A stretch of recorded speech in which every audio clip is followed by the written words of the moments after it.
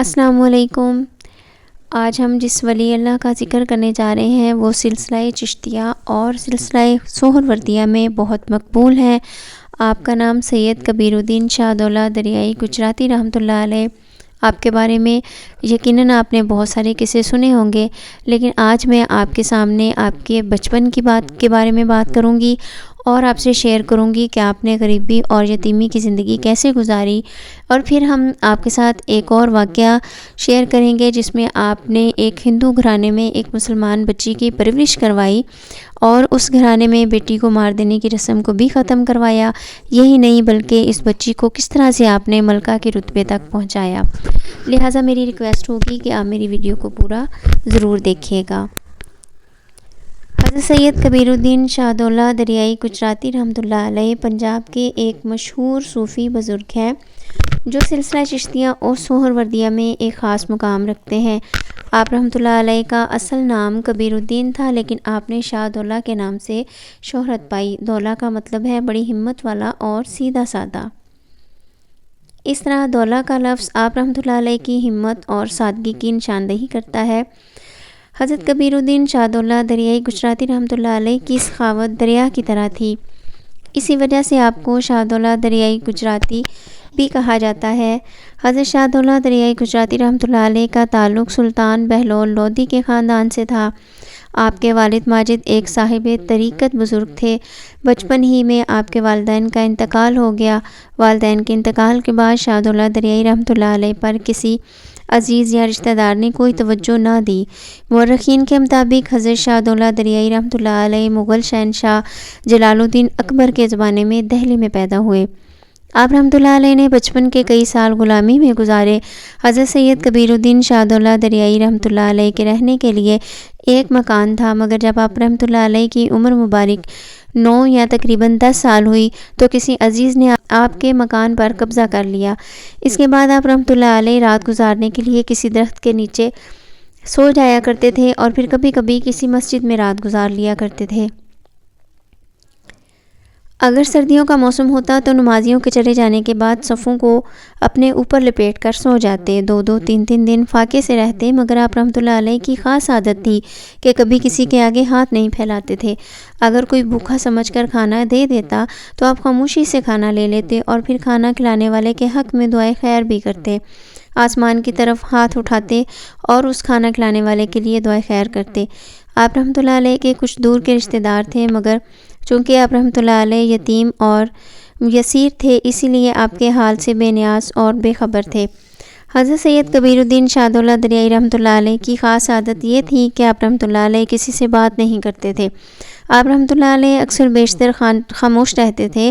اگر کسی شخص کا کوئی سوال ہوتا تو آپ بہت مختصر سے جواب دیتے۔ ایک مرتبہ حضرت کبیر الدین شاہ دولہ دریائی رحمۃ اللہ علیہ کو 2 دن سے کچھ بھی کھانے پینے کو نہیں ملا۔ بھوک کی شدت اور ناتوانی نے آپ کا جسم نڈھال کر دیا اور آپ رحمۃ اللہ علیہ تھک ہار کر عام گزرگاہ کے کنارے ایک درخت کے نیچے جا بیٹھے۔ سامنے سے ایک گھوڑا گاڑی آ رہی تھی، جس گاڑی میں ایک ادھیڑ عمر شخص بیٹھا تھا جو اپنے ظاہری لباس سے آسودہ حال نظر آتا تھا۔ جیسے ہی گاڑی شاہ دولہ دریائی رحمۃ اللہ علیہ کے قریب پہنچی تو اس شخص نے کوچوان سے گاڑی روکنے کے لیے کہا۔ پھر تیزی کے ساتھ وہ شخص گاڑی سے اترا، آپ رحمۃ اللہ علیہ کے پاس آیا اور نہایت ہمدردانہ لہجے میں کہنے لگا، میرے بچے تم بھوکے نظر آتے ہو۔ حضرت شاہ دولہ دریائی رحمۃ اللہ علیہ نے حسب عادت سر اٹھا کر اجنبی کی طرف دیکھا، مگر زبان سے کچھ نہ کہا۔ اجنبی شخص آپ رحمۃ اللہ علیہ کے اور قریب ہو گیا اور نہایت شفقت سے فاقہ زدہ بچے کے سر پر ہاتھ پھیرنے لگا۔ وہ شخص کہنے لگا، مجھ سے کوئی بات نہ چھپاؤ، میں تمہارے باپ کی جگہ ہوں۔ اس پر شاہ دولہ دریائی رحمۃ اللہ علیہ نے پہلی مرتبہ زبان کھولی اور فرمایا، میرے ماں باپ اس دنیا میں نہیں ہیں۔ یہ الفاظ سنتے ہی اجنبی شخص نے آپ رحمۃ اللہ علیہ پر عنایتوں کی بارش کر دی اور پھر آپ رحمۃ اللہ علیہ کو گاڑی میں بٹھا کر اپنے گھر لے گیا۔ اس شخص نے حضرت شاہ دولہ دریائی رحمۃ اللہ علیہ کو بہترین کھانا کھلایا، سونے کے لیے نرم اور گرم بستر دیا۔ جب شکم اور جسم کو آسائش ملی تو آپ رحمۃ اللہ علیہ رات بھر گہری نیند سوئے رہے۔ صبح ہوتے ہی وہ شخص سید کبیر الدین کے پاس آیا اور آپ رحمۃ اللہ علیہ کو گہری نیند سے جگایا۔ آپ رحمۃ اللہ علیہ اٹھ کر بیٹھ گئے۔ پیٹ بھر جانے اور رات کی گہری نیند کے سبب آپ رحمۃ اللہ علیہ کے چہرے پر آسودگی اور خوشی کا رنگ نمایاں تھا۔ اجنبی شخص آپ رحمۃ اللہ علیہ سے مخاطب ہو کر کہنے لگا کہ رات کیسی گزاری؟ اصل میں یہ اجنبی شخص آپ سے اپنے لیے تعریفی الفاظ سننا چاہتا تھا۔ حضرت کبیر الدین رحمۃ اللہ علیہ چونکہ مجبور و مظلوم تھے، اس لیے آپ رحمۃ اللہ علیہ گداگروں کی طرح صاحب خانہ کی خوشامد کریں گے، اس لیے اس اجنبی شخص کے قدموں سے لپٹ جائیں گے۔ یعنی اس شخص کا خیال تھا کہ آپ رحمۃ اللہ علیہ اس سے اس طرح کا بیہیویئر کریں گے کہ اس کے پیروں میں لیٹ جائیں گے اور اس کی بہت زیادہ خوشامد کریں گے۔ شاہ دولت دریائے رحمۃ اللہ علیہ کا جواب مایوس کن تھا، کیونکہ آپ ہمیشہ سے خاموش طبیعت کے مالک تھے، اس لیے آپ خاموش رہے، مگر اس صبر و قناعت کا رنگ بھی جھلک رہا تھا۔ صاحب مکان نے لڑکے کا جواب سنا اور کچھ سوچ کر کہنے لگا، میرے بیٹے، دراصل میری بیوی بہت زیادہ سخت مزاج ہے، وہ اپنی ماں کے گھر گئی ہوئی ہے، آج شام تک واپس آ جائے گی، تمہیں دیکھتے ہی غضبناک ہو جائے گی۔ میرا جی نہیں چاہتا کہ وہ تم پر کسی قسم کا تشدد کرے اور تمہارا ہاتھ پکڑ کر گھر سے نکال دے۔ حضرت کبیر الدین شاہ دولت دریائے رحمۃ اللہ علیہ نے یہ الفاظ سنے تو فرمانے لگے، میں ان کے گھر آنے سے پہلے ہی چلا جاؤں گا۔ یہ کہتے ہوئے آپ رحمۃ اللہ علیہ کھڑے ہوئے اور مالی مکان آگے بڑھا اور آپ رحمۃ اللہ علیہ کے کاندھے پر محبت سے ہاتھ رکھ کر کہنے لگا، میں یہ بھی نہیں چاہتا کہ تم دوبارہ دربدری کی زندگی بسر کرو۔ مجھے تمہاری تکلیفوں کا بڑی شدت سے احساس ہے، اس لیے میں نے تمہارے لیے رہنے کے لیے ایک اور بہترین جگہ کا انتظام کیا ہے۔ وقت کی آزمائشوں میں مبتلا حضرت کبیر الدین شاہ دولت دریائے رحمۃ اللہ علیہ کے چہرے پر ایک بار پھر خوشی کا رنگ ابھر آیا اور آپ رحمۃ اللہ علیہ سوالیہ نظروں سے صاحب مکان کی طرف دیکھنے لگے۔ صاحب مکان کہہ رہا تھا، میں تمہیں جس جگہ لے جا رہا ہوں وہاں بہت مالدار لوگ رہتے ہیں، وہاں تمہیں اچھا کھانے کو بھی ملے گا اور پہننے کو بھی، تمہاری زندگی سنور جائے گی۔ یہ کہہ کر اس شخص نے حضرت کبیر الدین شاہ دولت دریائے رحمۃ اللہ علیہ کو اپنی گھوڑا گاڑی پر بٹھا لیا اور گاڑی تیز رفتاری کے ساتھ ایک طرف روانہ ہو گئی۔ راستے میں وہ شخص بے تکلف باتیں کرتا رہا، مگر آپ رحمۃ اللہ علیہ خاموشی کے ساتھ اس کی باتیں سنتے رہے۔ تقریباً نصف فاصلہ طے ہونے کے بعد اجنبی شخص نے لڑکے سے ایک سوال کیا، اگر اس موقع پر تمہارے والدین زندہ ہوتے، وہ تمہیں کسی کام کا حکم دیتے تو تم کیا کرتے؟ حضرت شاہ دولت دریائے رحمۃ اللہ علیہ نے بغیر کسی تاخیر اور جھجک کے جواب دیا، میں خوشی خوشی ان کے حکم کی تعمیل کرتا۔ اس شخص نے بڑی گرم جوشی کے ساتھ لڑکے کا کاندھا تھپتھپایا اور کہنے لگا، مجھے تم سے یہی امید تھی، یقیناً تم بڑے عظیم والدین کی اولاد ہو۔ اب میں تمہیں جن لوگوں کے پاس لے جا رہا ہوں انہیں بھی اپنے ماں باپ کی طرح سمجھنا اور ان کے احکام پر خوشی خوشی عمل کرنا۔ جب اس شخص کی ہدایت ختم ہوئی تو گھوڑا گاڑی ایک شاندار حویلی کے سامنے رک گئی۔ وہ اجنبی شخص حضرت کبیر الدین شاہ دولت دریائے رحمۃ اللہ علیہ کو اپنے ساتھ لے کر اس حویلی میں داخل ہوا۔ پھر اس نے خادموں کی زبانی پیغام بھجوایا، اپنے مالک سے جا کر کہو کہ علی نکی حاضر ہوا ہے۔ حضرت شاہ دولت دریائے رحمۃ اللہ علیہ بڑی حیرت سے حویلی کی آرائش دیکھ رہے تھے۔ قیمتی ساز و سامان ادھر ادھر اٹھائے پھرتے ہوئے ملازمین اور ان کے جسموں پر خوش رنگ لباس تھے۔ آپ رحمۃ اللہ علیہ نے اپنی زندگی میں پہلی بار خوشحالی کے یہ مناظر دیکھے تھے۔ تھوڑی دیر بعد خدمتگار واپس آیا اور کہنے لگا، میرے مالک آپ کا انتظار کر رہے ہیں۔ علی نکی نے حضرت کبیر الدین شاہ دولت دریائے رحمۃ اللہ علیہ کو صحن میں بٹھایا اور خود اندر چلا گیا۔ اب وہ ایک تنومند انسان کے سامنے کھڑا تھا۔ حویلی کا مالک ایک مالدار ہندو تھا جو اس وقت اپنے دیوتاؤں کی پوجا میں مشغول تھا۔ جب وہ پوجا سے فارغ ہوا تو علی نکی کی طرف دیکھ کر مسکرایا اور بولا، بیٹھ جاؤ، کھڑے کیوں ہو؟ علی نکی بیٹھ گیا تو ہندو لالا نے پوچھا، آج کل تمہارا کام کیسا چل رہا ہے؟ علی نکی پست ہمت اور گداگروں کے لہجے میں اپنی پریشان حالی کا ماتم کرنے لگا، لالا جی، کاروبار بالکل ختم ہو گیا ہے، بچوں کے سلسلے میں شاہی قوانین بھی سخت ہوتے جا رہے ہیں، بڑی تلاش کے بعد یہ لڑکا ہاتھ لگا ہے، سوچ رہا ہوں کہ کوئی اور دھندا کر لوں، بردہ فروشی میں اب کچھ نہیں رکھا۔ ہندو لالا مسکرا کر کہنے لگا، ذرا اس لڑکے کو تو دکھاؤ۔ علی نکی تیزی سے اٹھا، حضرت کبیر الدین شاہ دولت دریائے رحمۃ اللہ علیہ کو لے کر اندر آ گیا۔ آپ رحمۃ اللہ علیہ کا لباس پھٹا پرانا میلا تھا، مگر اس غربت میں بھی آپ کے خد و خال روشن تھے۔ ہندو لالا خریدار کی نظروں سے کچھ دیر لڑکے کا جائزہ لیتا رہا، پھر اس سے مخاطب ہو کر بولا، اے لڑکے، تم باہر جا کر بیٹھ جاؤ۔ حضرت کبیر الدین رحمۃ اللہ علیہ خاموشی کے ساتھ کمرے سے نکل گئے۔ پھر ہندو لالا طنزیہ مسکراہٹ کے ساتھ کہنے لگا، علی نکی، اتنے دنوں کے بعد یہ ناکارہ سی چیز لے آئے ہو، کمزور اور گنگا لڑکا ہمارے کیا کام آئے گا؟ علی نکی نے جواب دیا، لالا جی، اس کی کمزوری پر نہ جائیں، یہ برسوں کا فاقہ زدہ ہے، آپ کے ہاں اسے اچھی خوراک ملے گی تو یقیناً چند دنوں میں ہاتھ پاؤں توانا ہو جائیں گے۔ علی نکی اس طرح کی گفتگو کر رہا تھا جیسے کوئی شخص خرید و فروخت کے بارے میں مال کی خوبیاں بیان کر رہا ہو، یہ لڑکا گنگا نہیں بلکہ کم گو ہے، مگر نہایت ہی فرمانبردار ہے، ایسا نوکر ڈھونڈنے سے نہیں ملے گا۔ ہندو لالا مسکراتے ہوئے بولا، چلو پھر دام بتاؤ۔ علی نکی نے پرجوش لہجے میں کہا، میں اس لڑکے کی 500 اشرفیاں لوں گا۔ 500 اشرفیاں سن کر لالا بری طرح سے چونک کر کہنے لگا، ہرگز نہیں، تم نے زبان کھولنے سے پہلے اپنے مال کی طرف نہیں دیکھا؟ میں تمہیں 200 اشرفیوں سے زیادہ نہیں دوں گا۔ اگر سودا نامنظور ہے تو لڑکے کو اپنے ساتھ لے جاؤ۔ آخرکار تھوڑی سی تگودو کے بعد علی نکی نے اس بے سہارا لڑکے کو 200 اشرفیوں میں ہندو لالا کے ہاتھ فروخت کر دیا۔ ہندو لالا ایک متعصب انسان تھا، اس نے جان بوجھ کر ایک مسلمان لڑکے کو 200 اشرفیوں میں خریدا تھا تاکہ زندگی بھر اسے ایک غلام کی حیثیت سے اپنے سامنے کھڑا رکھ سکے۔ ہندو لالا کی بیوی شوہر سے بہت زیادہ تند مزاج تھی اور بار بار لڑکے کو اس بات کا احساس دلاتی کہ تم تو ہمارے نوکر ہو اور غلام ہو۔ ہم نے تجھے صرف 200 اشرفیوں کے بدلے میں خریدا ہے، اب تو یہ گھر چھوڑ کر کہیں نہیں جا سکتے۔ حضرت کبیر الدین شاہ دولہ دریائے رحمۃ اللہ علیہ بڑی سعادت مندی سے جواب دیتے، مالکن میں کہیں اور جانے کو کب کہہ رہا ہوں۔ وہ سنگ دل ہندو عورت اس بے سہارا لڑکے کی مجبوریوں سے لطف اندوز ہوتی اور اسے نئے نئے انداز سے چھیڑتی اور کہتی، تو جا بھی نہیں سکتا، اگر ہماری 200 اشرفیاں واپس لوٹا دے تو ہم تجھے آزاد کر دیں گے۔ حضرت شاہ دولہ دریائے رحمۃ اللہ علیہ بیچارگی سے عورت کی طرف دیکھتے تو خود ہی اپنے سوال کا جواب دے دیتی، اگر تو بھیک بھی مانگے تو تجھے 4 پیسوں کے سے زیادہ نہیں ملیں گے، اور پھر ہماری 200 اشرفیاں کہاں سے لوٹائے گا؟ اسی لیے تجھے زندگی بھر غلام ہی رہنا پڑے گا۔ حضرت شاہ دولہ دریائے رحمۃ اللہ علیہ اذیت ناک لہجے میں فرمانے لگے، مجھے آپ کے ہاتھ کس نے بھیجا؟ مجھے تو یہ کہا گیا تھا کہ آپ کے ماں باپ کی طرح مہربانی سے پیش آئیں گے۔ ہندو عورت نے علی نکی کے بارے میں بتاتے ہوئے کہا، جو تجھے یہاں لے کر آیا تھا اسی نے تیرا سودا کیا ہے، وہ اسی طرح لڑکوں کو ورگلا کر لاتا ہے اور انہیں پھر بیچ کر چلا جاتا ہے۔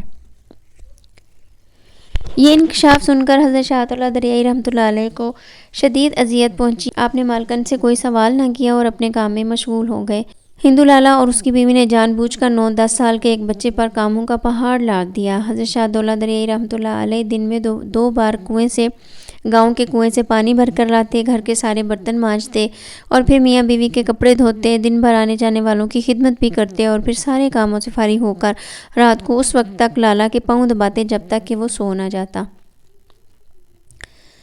یوں سارا دن تو کاموں میں گزر جاتا اور رات بھی ایک بڑا حصہ ختم ہو جاتا، اور پھر آپ رحمۃ اللہ علیہ کھانا کھا کر اپنی کوٹری میں چلے جاتے، بہت دیر تک نماز پڑھتے رہتے۔ ایک رات اتفاق سے ہندو لالا کی آنکھ کھل گئی اور پھر وہ اسے دیر تک نیند نہ آئی۔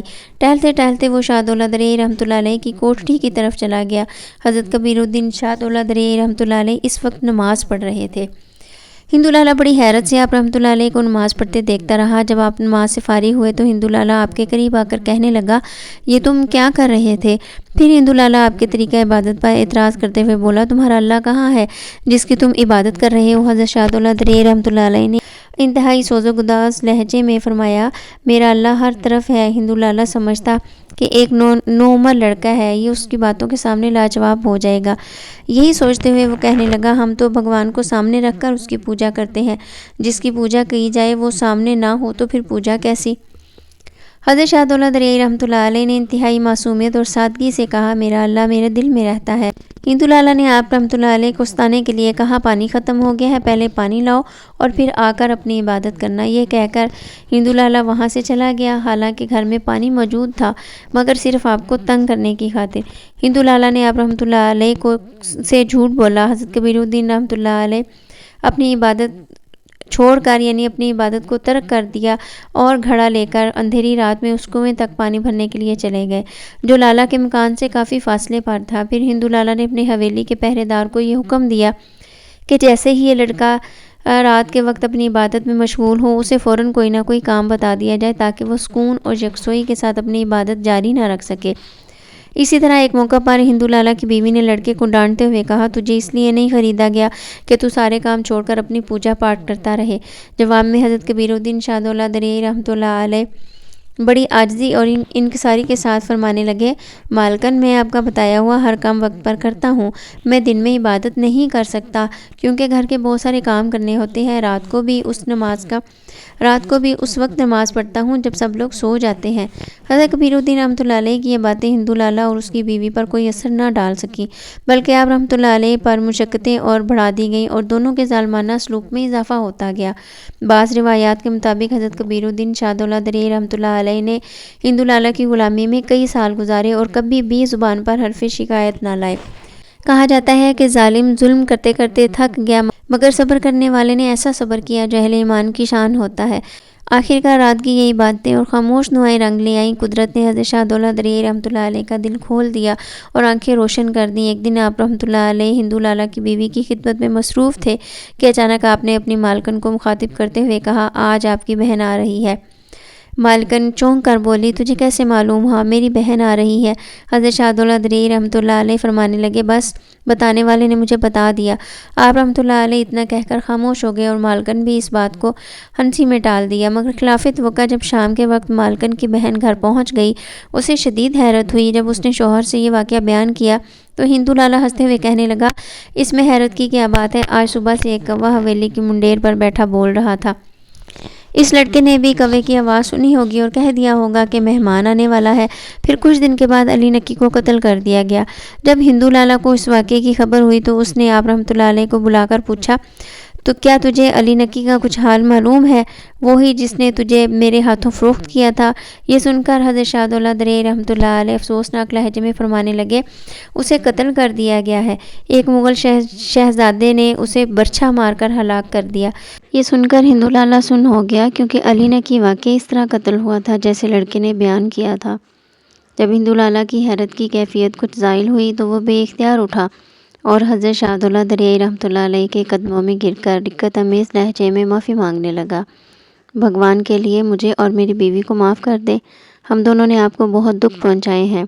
حضرت شاہ دولت دریا رحمۃ اللہ علیہ نے غیر معمولی تحمل سے جواب دیا، تم لوگوں نے وہی کیا جو مالکوں کا حق تھا، اور میں نے وہی کچھ برداشت کیا جو غلاموں کا فرض ہوتا ہے۔ ہندو لالا حضرت شاہ دولت دریا رحمۃ اللہ علیہ کے قدموں سے لپٹا روتا رہا اور عرض کیا، غلام تو ہم ہیں، ہم نے آپ کو پہچانا ہی نہیں۔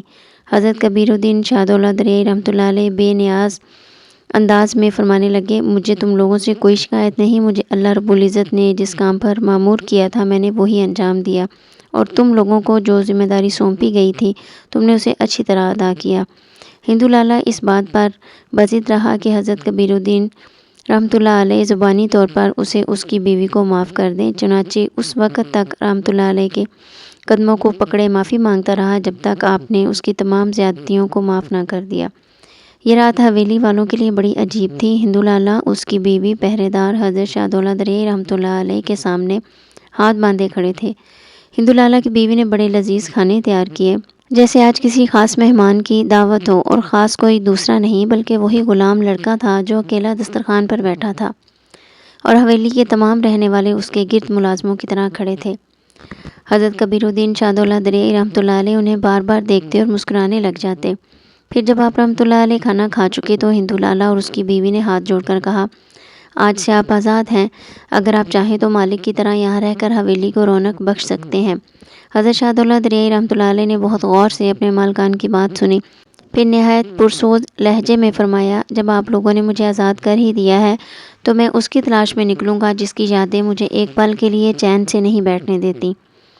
یہ صاحب حویلی کو اندازہ ہو گیا کہ یہ عارف لڑکا مزید قیام نہیں کرے گا، چنانچہ ہندو لالا نے آخری درخواست کرتے ہوئے کہا، میرا چھوٹا بھائی برسوں سے غائب ہے، میں تو اس کی زندگی سے مایوس ہو چکا ہوں، پھر بھی مجھے آپ بتا دیں کہ وہ زندہ ہے یا مر گیا۔ ہندو لالا کی التجا سن کر حضرت شاہ دولت دریا رحمۃ اللہ علیہ نے کچھ دیر کے لیے آنکھیں بند کر لیں۔ کمرے کی فضا پر گہرا سکوت طاری ہو گیا۔ ہندو لالا کی حالت غیر تھی، وہ نہیں جانتا تھا کہ لڑکے کی زبان سے کیا انکشاف ہوگا، چھوٹے بھائی کی زندگی کی نوید یا موت کی اندوناک خبر۔ کچھ دیر بعد حضرت کبیر الدین شاہ دولت دریا رحمۃ اللہ علیہ نے آنکھیں کھولیں اور لالا سے مخاطب ہوتے ہوئے کہا، آپ کیا چاہتے ہیں؟ ہندو لالا بے قرار ہو کر کہنے لگا، میں اپنے بھائی کی زندگی اور اس کی طویل جدائی کا خاتمہ چاہتا ہوں۔ حضرت شاہ دولت دریا رحمۃ اللہ علیہ نے ایک خاص جذب کے عالم میں فرمایا، انشاءاللہ کل تک تمہارا بچھڑا ہوا بھائی تم سے آ ملے گا۔ ہندو لالا اور اس کی بیوی رات بھر جاگتے رہے، حالانکہ کئی بار حضرت شاہ دولت دریا رحمۃ اللہ علیہ کی پیشن گوئیاں درست ثابت ہو چکی تھیں، مگر انہیں اس بات پر یقین نہیں آ رہا تھا کہ ایک شخص جو برسوں سے بے نشان ہے وہ کس طرح اچانک واپس آ جائے گا۔ غرض اسی کشمکش میں رات گزر گئی۔ پھر ایک نئی صبح کا سورج طلوع ہوا اور ایک عالم لڑکے کے لیے آزادی کا پیغام لے کر آیا۔ ہندو لالا اور اس کی بیوی نے حضرت کبیر الدین کے لیے چند جوڑے کپڑے تیار کیے اور نقد رقم پیش کی۔ آپ رحمۃ اللہ علیہ نے تحائف لینے سے انکار کرتے ہوئے فرمایا، جہاں آپ نے اپنی غلامی کے کئی سال گزارے تھے وہاں سے خالی ہاتھ جانا پسند کریں گے۔ پھر شام کو اس وقت ہلچل مچ گئی جب ہندو لالا کا چھوٹا بھائی حویلی میں داخل ہوا۔ یوں حضرت شہدولہ درئی رحمۃ اللہ علیہ کی پیشن گوئی پوری ہو چکی تھی۔ لالا کے پوچھنے پر اس کے چھوٹے بھائی نے بتایا، میں تو یہاں سے بہت دور تھا، اگر دن بھر بھی چلتا رہتا تو 2 دن میں یہاں گھر پہنچ جاتا۔ ابھی میں راستے میں تھا کہ اچانک سیاہ آندھی نے مجھے گھیر لیا اور پھر یوں لگا جیسے میرے قدم زمین سے اکڑ گئے ہوں۔ میں چیخ چیخ کر اپنے بھگوان کو مدد کے لیے پکارتا رہا۔ پھر جب آندھی رکی تو حیرت انگیز طور پر خود کو حویلی کے سامنے کھڑا پایا۔ یہ واقعہ سن کر ہندو لالا اور اس کی بیوی کی آنکھوں میں آنسو آ گئے اور وہ بآواز بلند کہنے لگے، بھگوان ہمارے گناہوں کو معاف کرے کہ ہم نے ایک خدا رسیدہ لڑکے کو اتنے دن غلام بنائے رکھا اور اسے طرح طرح کی اذیتیں پہنچائیں۔ ہندو بنیے کی غلامی سے آزاد ہونے کے بعد حضرت شہدولہ درئی رحمۃ اللہ علیہ سیالکوٹ پہنچے، جہاں سلسلہ سہروردیہ کے مشہور بزرگ حضرت سید سرمست رحمۃ اللہ علیہ کا فیض روحانی عام تھا۔ حضرت شہدولہ درئی رحمۃ اللہ علیہ کئی سال تک حضرت سید سرمست رحمۃ اللہ علیہ کی خدمت میں حاضر رہے اور بیعت سے بھی مشرف ہوئے۔ تاریخی حوالوں سے یہ بات واضح ہوتی ہے کہ حضرت شہدولہ درئی رحمۃ اللہ علیہ نے علوم ظاہری اور باطنی کن کن اساتذہ سے حاصل کیے۔ بعض تذکرہ نگاہوں نے اس طرف اشارہ کیا کہ حضرت شہدولہ درئی رحمۃ اللہ علیہ نے سلسلہ چشتیہ سے بھی فیض حاصل کیا۔ اس زمن میں معراج الولایت کے مصنف تحریر کرتے ہیں، میں حسن ابدال جاتے ہوئے حضرت شہدولہ درئی رحمۃ اللہ علیہ کی خدمت میں حاضر ہوا۔ اس وقت آپ رحمۃ اللہ علیہ مراقبے کی حالت میں تھے اور قوال ایسا کلام پڑھ رہے تھے جس میں پیرانے چشت کی تعریف کی گئی تھی۔ میں بہت دیر تک دست بدستہ بیٹھا رہا۔ پھر جب حضرت شہدولہ درئی رحمۃ اللہ علیہ نے آنکھیں کھول کر میری طرف دیکھا تو میں نے خدمت عالیہ میں سلام عرض کیا۔ سلام کا جواب دیتے ہوئے آپ نے فرمایا، کیسے آئے ہو؟ میں نے عرض کیا، شیخ کی زیارت کے لیے حاضر ہوا ہوں۔ حضرت شہدولہ درئی رحمۃ اللہ علیہ نے حاضرین مجلس میں تقسیم کی جانے والی مٹھائی میں سے ایک دانہ اٹھا کر میری طرف بڑھا دیا۔ میں نے عرض کیا، شیخ میں اس ظاہری نعمت کا نہیں بلکہ باطنی دولت کا طلبگار ہوں۔ حضرت شہدولہ درئی رحمۃ اللہ علیہ مسکراتے ہوئے فرمانے لگے، تم مٹھائی تو کھاؤ، اللہ تبارک و تعالیٰ کے فضل و کرم سے تمہیں باطنی نعمت بھی نصیب ہو جائے گی۔ معراج الولایت کے منصف کا بیان ہے کہ جیسے ہی مٹھائی حلق سے اتری میرے دل و دماغ روشن ہو گئے اور یہ حضرت شہدولہ درئی رحمۃ اللہ علیہ کی ایک ادنا کرامت تھی۔ حضرت شہدولہ درئی رحمۃ اللہ علیہ کو خلافت ملنے کا واقعہ بھی بہت ہی عجیب ہے۔ اتفاق سے حضرت سید سرمست رحمۃ اللہ علیہ کے مریدوں میں دولہ نام کے 2 مرید تھے۔ جب حضرت سید سرمست رحمۃ اللہ علیہ کی وفات کا وقت قریب آیا تو آپ نے ارادہ فرمایا کہ خرقہ خلافت اور خاندان سہروردیہ کے دیگر تبرکات دوسرے دولہ کو عنایت کر دیے جائیں۔ اسی خیال سے پیر و مرشد نے آواز دی، دولہ یہاں آؤ۔ حضرت شہدولہ درئی رحمۃ اللہ علیہ قریب ہی موجود تھے، فوراً دست بدستہ کھڑے ہو گئے، عرض کرنے لگے، سیدی غلام حاضر ہے۔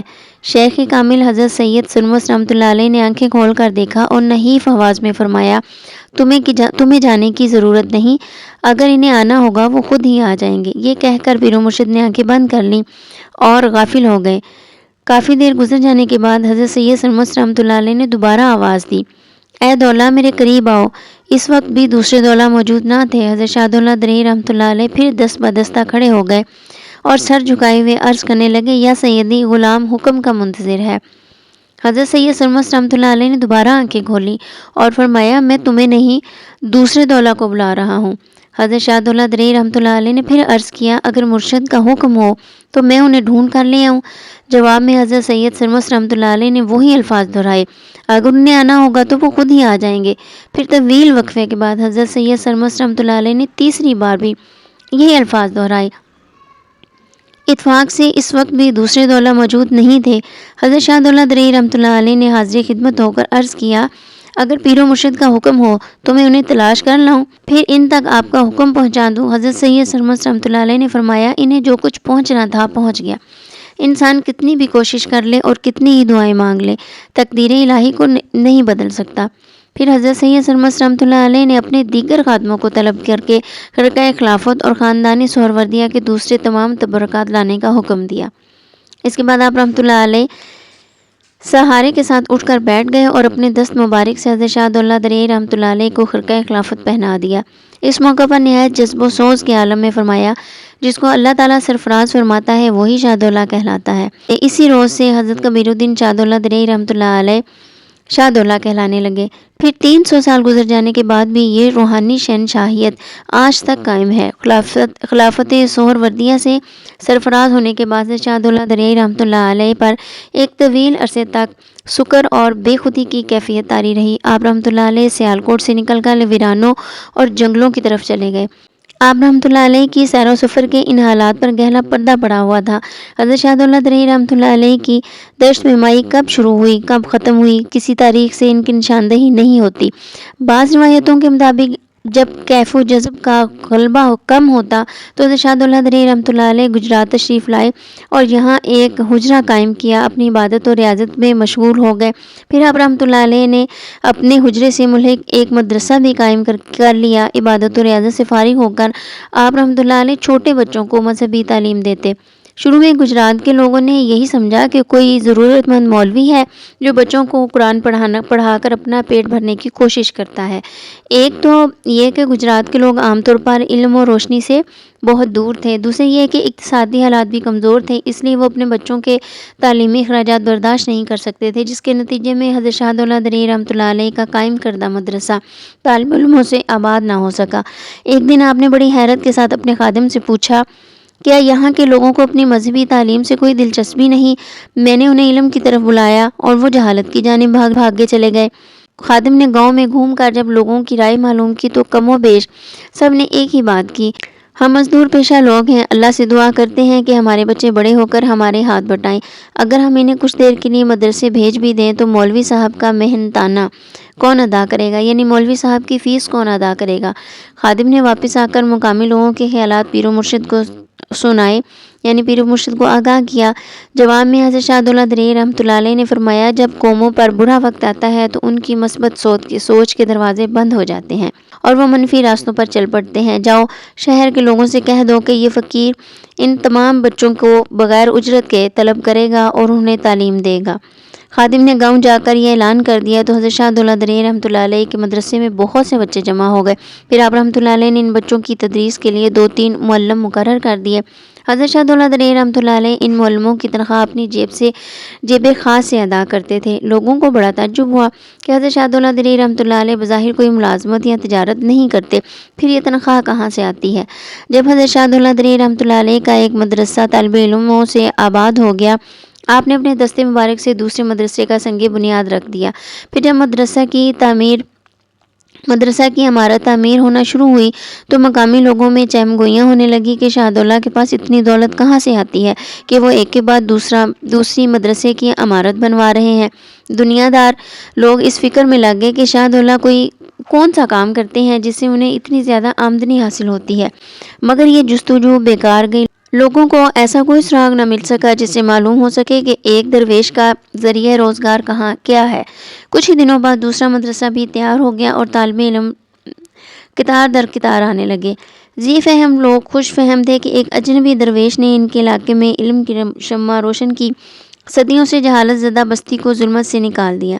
سرکار دو عالم صلی اللہ علیہ وسلم کی مشہور حدیث مبارکہ ہے، ایمان لانے کے بعد سب سے بڑی دانشمندی یہ ہے کہ خلق خدا سے محبت کی جائے۔